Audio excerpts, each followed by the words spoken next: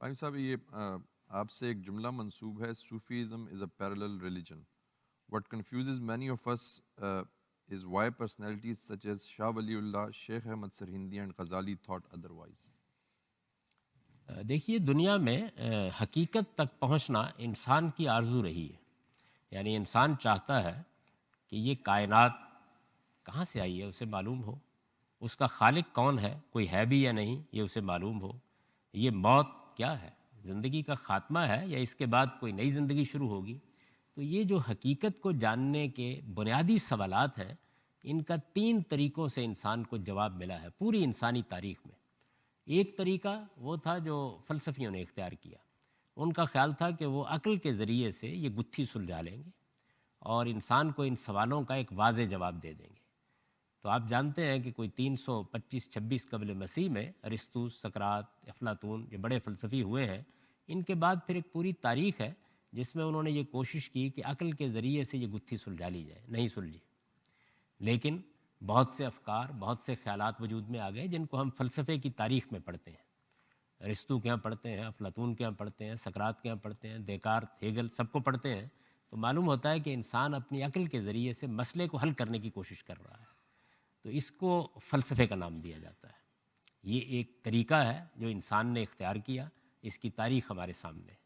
ایک دوسرا طریقہ بعض لوگوں نے یہ اختیار کیا کہ انہوں نے یہ خیال کیا کہ ہمارا جو باطن ہے اگر ہم اس تک رسائی حاصل کر لیں تو اس سے ایک سیڑھی لگا کر ہم حقیقت تک پہنچ سکتے ہیں.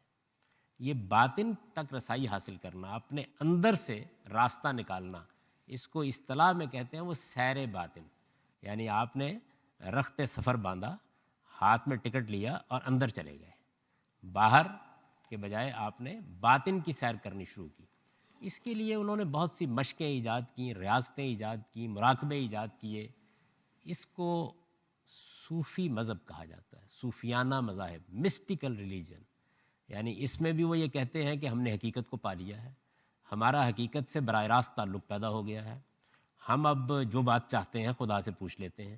تو یہ جو عمل ہے یہ سب سے بڑھ کر، جس طرح فلسفے کی تاریخ اصلاً یونان سے شروع ہوئی، مسلمانوں کے ہاں سے ہوتی ہوئی مغرب میں آ کر اب پایہ تکمیل کو پہنچی ہے، تو یہ جو صوفی مذاہب ہیں یہ ہندوستان میں پروان چڑھے ہیں. اس کا سب سے جو بڑا ظہور ہوا ہے بدھ مت کی صورت میں ہوا ہے.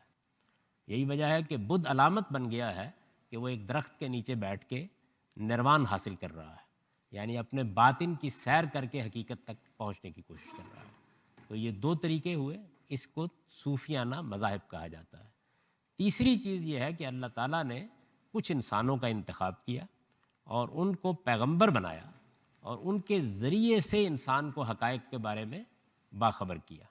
اس کو الہامی مذاہب کہا جاتا ہے. یہ ایک ہی دین ہے، آدم علیہ السلام سے لے کر محمد الرسول اللہ تک یہی دین دیا گیا ہے.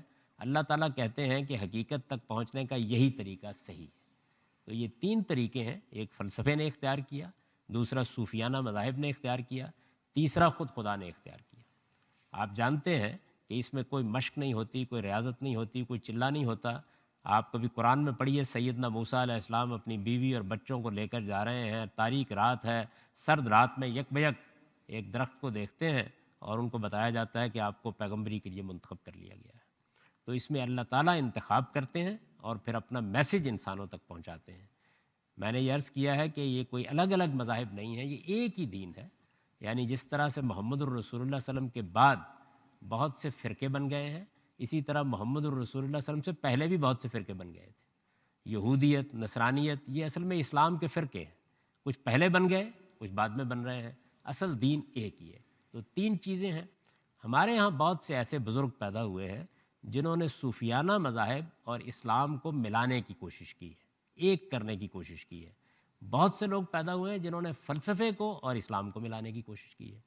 تو جنہوں نے فلسفے اور اسلام کو ملانے کی کوشش کی ان کو متکلمین کہا جاتا ہے، اور جنہوں نے صوفیانہ مذاہب اور اسلام کو ملانے کی کوشش کی ان کو متصوفین کہا جاتا ہے.